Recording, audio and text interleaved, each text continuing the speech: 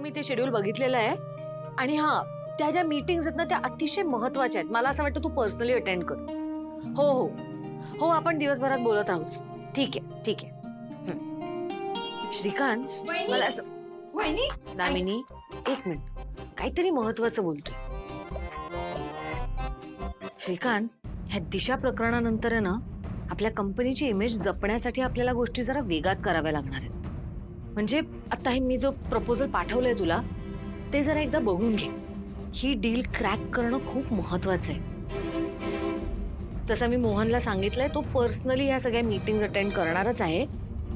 पण अरे मला फोन्स पण येत आहेत. अनेक फॉरेन इन्व्हेस्टर्स आहेत ज्यांना आपल्या कंपनीमध्ये इन्व्हेस्ट करायचंय. ग्रेट. पण त्यासाठी आपल्याला ही डील क्रॅक करावी लागणार आहे आणि सगळ्या कॉम्पिटिटर्सच्या नाकाखालनं ही डील घेऊन जावी लागणार आहे आपल्याला. येस. वहिनी कॉम्पिटिटर्स म्हणजे दिशा पण येईल ना त्यात. तिला सुद्धा ही डील क्रॅक करायची असेल. नाही, मला फक्त एक शंका आली, ती मी व्यक्त केली.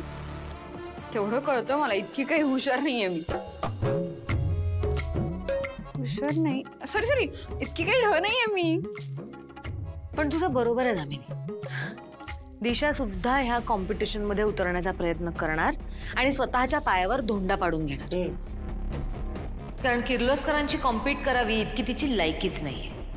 करेक्ट. पण तू नको काळजी करूस दामिनी. मी कशाला काळजी करू? ज्यांनी काळजी करायला पाहिजे म्हणजे कंपनीचा मालक. तू तिकडे त्या मोलकरणीच्या मागे अशा गिरट्या घालत बसलाय. मी कशाला करेन काळजी? दामिनी, बरेच दिवस तू पार्लर मध्ये गेली नाहीस का ग? नाही, पण तुम्हाला कसं कळलं? मला असं वाटतं की तू आत्ताच्या आत्ता पार्लर मध्ये जायला पाहिजे. ताबडतोब जा, अजून सुंदर दिसशील ना, म्हणून म्हटलं. थँक्यू.